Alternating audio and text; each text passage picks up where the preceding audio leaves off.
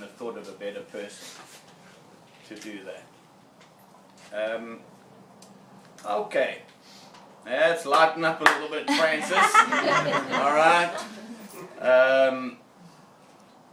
It was strange that I was thinking, we're just going to have a couple of people around and have a couple of drinks, as us South African stroke English stroke Irish tend to do. Any excuse for a party. And I was thinking we need to be a little bit more formal, because if this was back in South Africa, Pops would probably be shocked at the number of people that would be there, because he's totally oblivious as to the number of lives that he's touched. And so I said, no, we've got to do something a little bit formal, and I didn't know quite how to rig it. And then, funnily enough, Lowell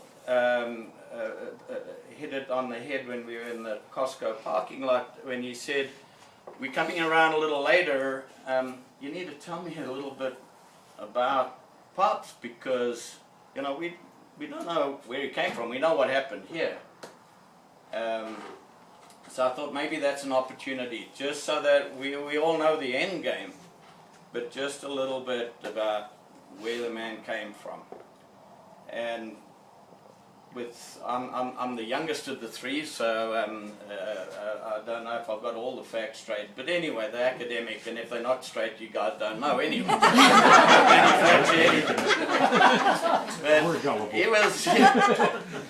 he was born in Pretoria, a town in South Africa in 1923, and he went to boarding school in South Africa.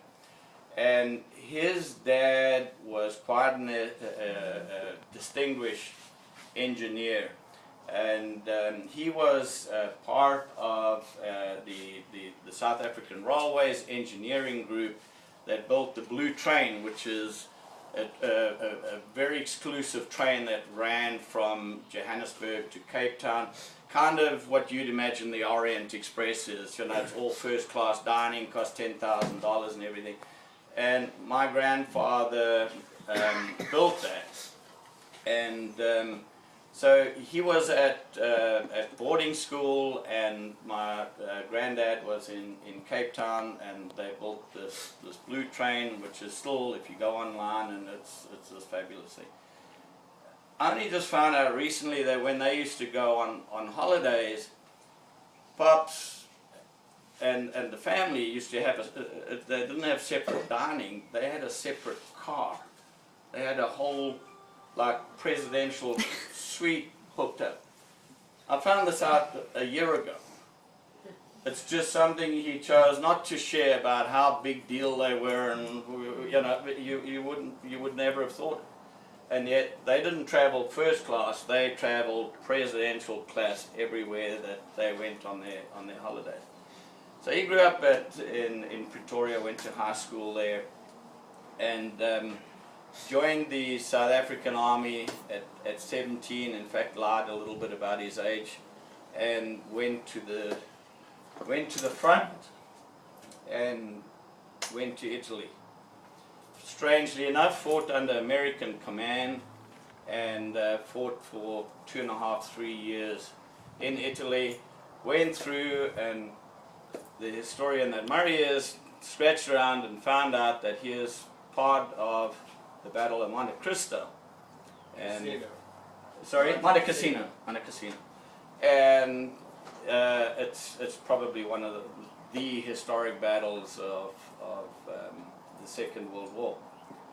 And he liked to tell us, I know Dave got into it one night asking him about you're asking him whether he got laid by the Italian client, but generally we got back to the So and that was real the forefront. He loved to tell those stories. Only in later years, because we never shared those stories earlier.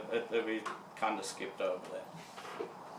So he then came home and met up with my mom, and they were married for, Linda, you'll have to give me this, I don't know, very close to 50 years, I think, it had to Yeah, be that somewhere. got round with the year Neville was born, and you would have been 65. So, Yeah. yeah. Yeah, very close to 50 years.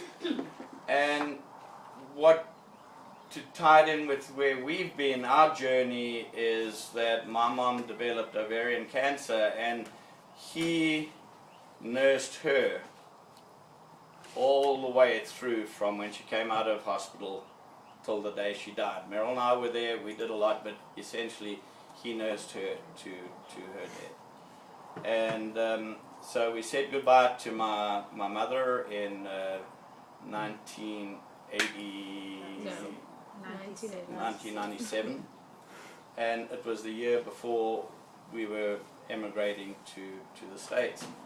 And he moved in, so in between, he had spent his whole life being a civil engineer. I think it's important to, it was his achievement as an engineer. Growing up, I never really knew his stature. You know, he was just an engineer on the railways. And railways had a kind of a bad connotation, because when you said you were on the railways, everybody took it that you were one of the firemen or whatever, and not that that's a bad thing, but you know, with him being an engineer, I only found out afterwards, because you know, your parents are always idiots when you're 15, 16, whatever. And I went into one of the offices, and one of the guys came along and said, you know, who are you? And I said, well, I'm Mr. Bartley's son. I said, oh, Mr. Bartley, oh, he's in the office right at the end there, you know. And that's when I realized his stature, because he never, we didn't know growing up. He was really well respected, built bridges and railroads all across southern Africa, and in his spare time joined the Lions Club and served, I think it was 35 years or something, as a member of Lions Club doing community service, and actually introduced me to Lions, for which And Linda. we and my sister and brother-in-law are eternally grateful, because it gave us the vision to give a little bit more, you know, give a little bit more back. So we grew up very middle class in the little town of Stanger, and then moved to Amanzimtoti, where I met Meryl. And then he retired, carried on with Lions, and we lost my mom. He moved into a retirement village, and we were invited to lunch one day, and very, very nervous Pops. Like, yeah, if you know that guy, I've never seen him nervous before. You know, he was real nervous, and so we sat and we had the lunch, and he couldn't spit it out, and eventually he said, "I've met somebody," and we like, cool. You know, this is, but it was like 9 months or 10 months after my mom had died, and you know, my dear aunt thought it was too soon and all that crap. And he met up with this wonderful Elsie, and they spent the next 10 years while we were here, and we're eternally grateful to her. Meryl and I went back to South Africa 3 years ago, or 2.5 years ago, and we nursed and buried my second mother, who also died at home. So the natural thing, when we left, we saw my pops in trouble when he'd had some surgery on his feet. The family said, we got to pick him up, we got to get him out here.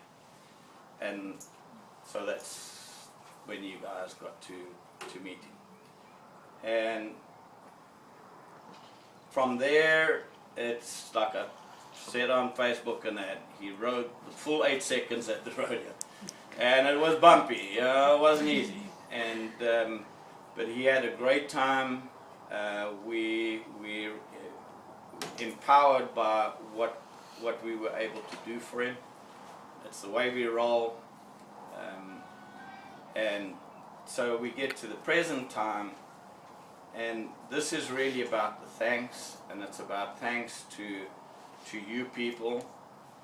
It's very difficult to say thank, but I have to say to Dave and Julie as his unofficial doctor who stitched a hole in his head after he went through the wall, and you know, and to Nancy and Carlos who've also helped out.